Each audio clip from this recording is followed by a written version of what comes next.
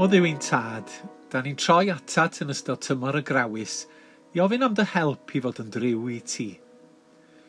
Helpa ni drwy waith yr ysbryd glân ynom i daddoli a dy wasanaethu'n egnïol, i gerdded gyda thi o ddydd i ddydd gan roi amser o'r neilltu i siarad hefo ti ac i fyfyrio yn dair. Hefyd, i gyd deithio gyda'n chwiorydd am brodyr yn Christ ac i fod yn halen y ddeiar yn ein cymunedau. Mae yna ddychead dofn yn ein calonnau i eiddfedu yn y ffydd ac i ildio ein bywydau yn llwyrach i ti.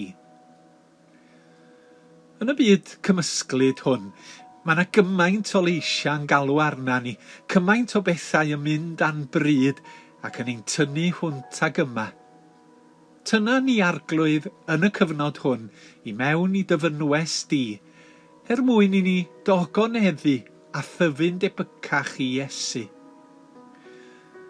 Wedyn i fwyta'r crempog, gad i ni weld na dymwadu ar pethau materol sy'n bwysig, ond y bod ni'n dysgu dy garu di fwy.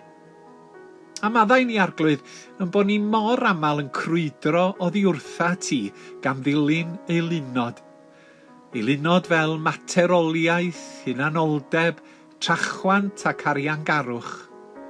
Ar y daith, hoeliau'n bryd ar Iesu yn ceidwad, fel bod eilunod yn colli ei lle yn ein calonnau.